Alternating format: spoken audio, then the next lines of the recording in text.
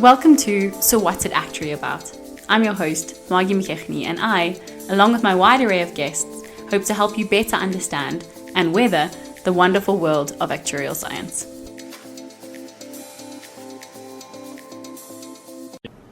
Hi everyone, and welcome to today's episode. Today I'm joined by Alex. Alex, thank you for being here. Thank you for having me. Natural note, first question, tell us about yourself. Well, like you said, my name is Alex. I was a student here at UCT last year, studied actuarial science, Bachelor of Business Science and Actuarial Science. I'm currently working as an actuarial analyst at Insight Actuaries and Consultants here in Cape Town. And tell me, why did you choose actuarial science? Yeah, it's a question I get a lot. We all do. I still get asked that question, actually. I think the main thing that drew me to it was the challenge and I guess the job security. Yeah. Sure. Do you want the long story or the short? Let's do the long story. No. Let's do the long story. So we was always like at school, I was like, okay, cool, I need to do well. I need to get as good marks as possible so that I can get into whatever I want. So that my options were as open as possible. That was very similar. Yeah. So then when I did pretty well in matric and in grade 11, so I could pretty much get into whatever I wanted. And then I kind of looked at the options. I was like, okay, what is the most difficult thing to get into? So like, exactly the same. I did these marks, like for what, you know? Exactly. Yeah. And XO was the one with the highest entrance requirement. So that was kind of what drew my eye to it. Mm-hmm. Admittedly, my original first choice out of interest was mechatronics. Okay. Engineering, because by nature sounds pretty interesting. Yeah, 100%, yeah. So why I was drawn to actually instead of that, I think the more I researched it and kind of looked into it, it's a lot of maths and stats and quantification of risk and how applicable it is in a lot of business contexts. And therefore the versatility that it has in the business world. I think that is what that job security is looking for. I think that plus the challenge of it, I figured, I think this is what I wanted. And you said you did a B.Sci. Why did you choose that over like doing a BCom? Actually, by accident. Okay. No, because students often ask me, and it's interesting to see why people make decisions, for one as opposed to the other. Yeah, I actually wanted to do a BCom. Okay. Because I figured I'd rather do the 3-year degree and then have the option for honours. Yes. As opposed to being stuck into the 4-year. Yes. We've now found out later that you could have actually converted from business science to BCom. I think if you passed, if you got the... Yes, it's like that, but it's possible, but just administratively a little bit. So I figured I wanted to do BCom just for the keep our options open. Okay. I somehow ended up registered for business science anyway, don't ask how. And then when I figured out, I went to speak to Irene at the time. Yes, the student support, she kind of talked me out of swapping into a BCom because of family of business science looks a lot better on your CV for actual. Yeah, because you do a couple more subjects in the B.Sci than in the BCom, but from an actuarial perspective, you get the same exemptions. Exactly. Yeah, so it's actually maybe in some ways easier to do the BCom because you do fewer subjects, but it gives you less of a breadth, right? Not only that, it ended up, although I was told afterwards I should have just said yes anyway, it ended up coming back to bite me because a lot of the job applications, there would be like a couple minimum requirements when you apply. Yes. And one of them would be like, do you have an actual science degree?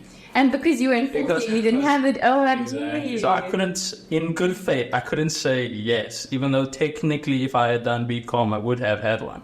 So I would say no, and then you get instantly rejected. I hear you. Because also B.Sci is unique to UCT, so it's not like any other university would make sure that. That's an interesting consideration. Maybe also something that companies should update on their applications, because UCT produces at least a quarter of the actuarial students of South Africa. So. But I was told that because it's basically like the same thing, I should have said yes. Yeah. And then if they had questioned it, I could have just explained. Yeah, I hear you. Actually, I guess that's the issue with automated sort of CV applications or whatever, or job applications, because you can't be like, but actually, this is what I have, kind of thing. So much when I was applying for jobs, no idea. Applying for jobs, natural segue.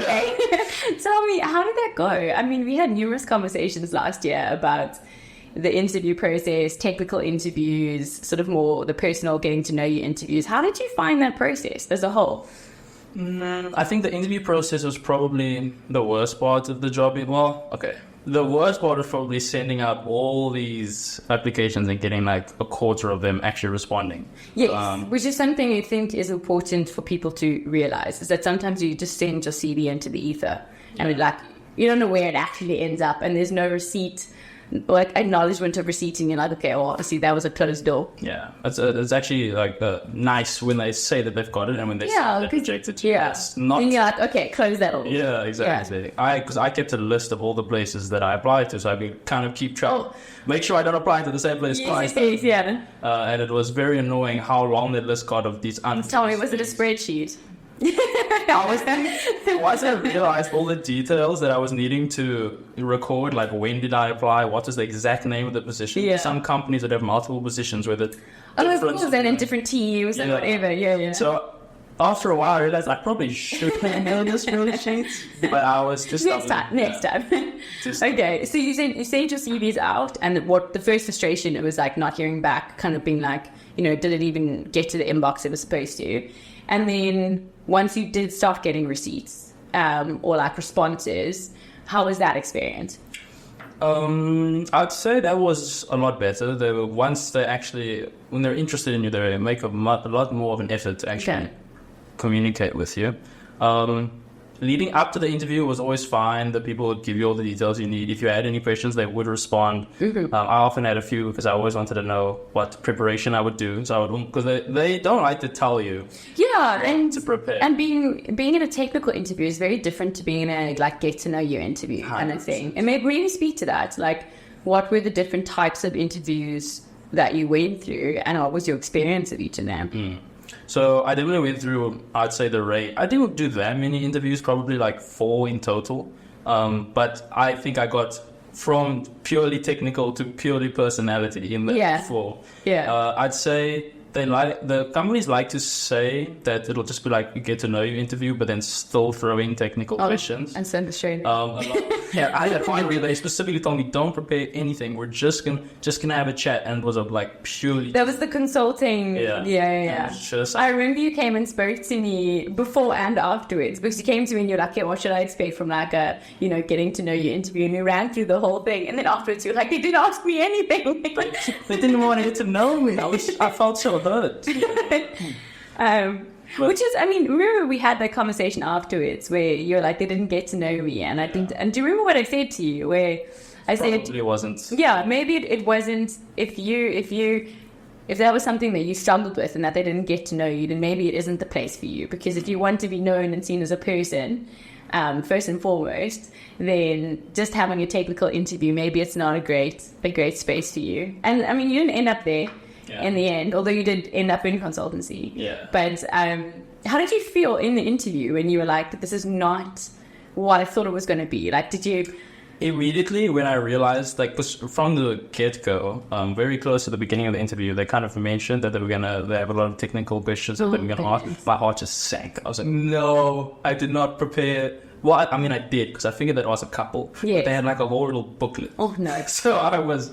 Oh, yeah. And what sort of things did they ask? Like, can you remember any of the questions they asked? It was, luckily a lot of it wasn't too bad. It was just the fact that it came out, I wasn't expecting. Yeah, so left field. Yeah. It was a lot of questions that related to what we were doing in ARM at the time. Okay. Nice. Okay. Things like what's the risk margin?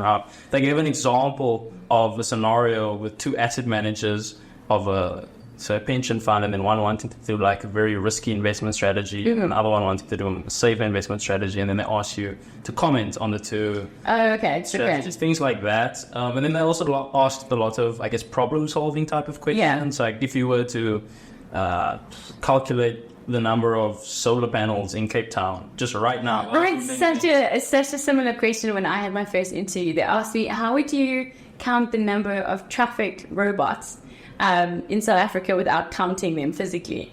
And I remember sitting there being like, what on earth does that have to do with actuarial science? The worst part is they were like, no, but we want a number. Give us a number. It's like, in minutes, we want a concrete number. Can't Google now.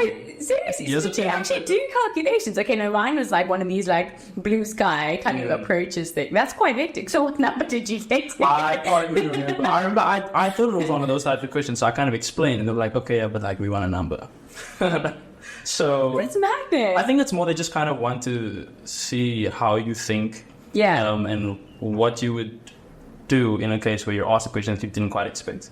And Yeah, which I guess in essence is what consultancy is often about, right? Having worked in consultancy, you probably know that now, is that you do projects that are dependent on what the client wants. And the client often wants very different things. And so you do have to be quite versatile in your ability to solve problems. So you had a interview at a sort of a large consultancy, and then we also spoke to you having an interview at a corporate. Was that a very different interview experience to the large consultancy, or was it also quite similar? Was it like sort of very technical? What did they want to get to know you? What was the approach there? That interview was the exact opposite of like. Oh, really? Which I found quite strange, to be honest. But they I don't even think they might have asked one technical question, but it was a similar one to that solar panel one. Okay. It was like a riddle. Yeah. I think it was about surfers. Like, if you were to say right now how many people were surfing in Cape Town, how would you calculate that? Something like that. Okay. It was the only technical type of question. Okay. Everything else was about me. Where am I from? What do I like? Yeah. What motivates me? Stuff like that. Yeah. The whole interview was just personal. Yes. And I figured that they did it like that to kind of see if I'd be a good fit, and then the technical interviews would come afterwards. Yeah. Which one did you prefer? Definitely the personal one. Well, I guess also like you can't get it wrong. They can't be like, what do you like? And they're like, actually wrong. You're not supposed to like that kind of thing. So, okay. So technical interview, sort of more like the personality, get to know you interview. And then the current role that you're in, what was the interview process like there? That one was actually, it's funny. It was a mixture of the two. The very first interview was, they started off with like some nice personal, easy questions, tell us about yourself type of thing. Then moved into a little bit more of technical things specific to the consulting work that they do, which is health and life. And then it kind of took more of a technical focus towards the later half, but they did kind of do both. Okay. And then they had a separate interview after that where they actually got me to do like technical things, like on Excel and stuff. Okay, and how was that? For me, luckily, it was really easy because I happen to have done vacation work with this company. Yes. Was that through AIM? That was through AIM. Okay, got you. Actually, I'm hoping to get Sasha onto the podcast and actually chat through it because it was an amazing experience. Yeah. I'd really helpful. Yeah. Okay. That's what I was saying. It's like the vacation work that I did, my supervisor was a consultant from Insight. So the work that I did in my vacation work was pretty much exactly the same as what. Amazing. Okay. So that actually was it's like opening a paper and seeing a past paper question. It's like, okay, I'll be fine. Yeah, it's just the numbers. Exactly. But the process is actually exactly the same. And tell me, so you did that process. Obviously, you were successful. So can you talk through like second interview, psychometric tests? Like getting the offer, like what was that process? Did you do a psychometric test? I think so, yes. Yeah, I did. So I mean, what was your experience of that? Oh wait, no, I didn't. Not for this company. Okay. Because there were two interview processes happening simultaneously. Okay. And the first company, not Insight, had made an offer to me. Okay. And were trying to expedite the process. Just come to the start. Yeah. And they were the ones who were signing me up for the psychometric test. Okay. That I ended up not doing. Okay. But I wanted to work for Insight because it was more the line of work that I found more interesting. Yes. Which we're going to speak to now. Yeah. I'm excited. So I kind of sent them a follow-up email being like, hey, I got this offer from this other company. I just want to know where are things looking with our interview. And then they said, okay, wait, we're interested in you. Just do another interview. And that's when I did the technical. Okay, got you. But they didn't do a psychometric test that I can remember. Well, I think different companies do go about it slightly differently because I think if you have an interview, you sit and you get to know the person, you can get a feel for how they interact with people and what's important to them and that sort of thing. Because from what I understand, that's what psychometric tests are. Although they're a bit more detailed in that they often will look at how you use new information and that sort of thing. But in doing that sort of more technical interview where, they gave you data and you were actually doing an exercise, I'm pretty sure that they could have seen that as well. But interesting how different companies go about things. Yeah, I just want to correct what I said. It wasn't a technical interview. It was a third interview that they did after I sent it. Oh, no, wait, they were quite rigorous. I did that first one, it was way off, first half technical, then the technical one, and then that's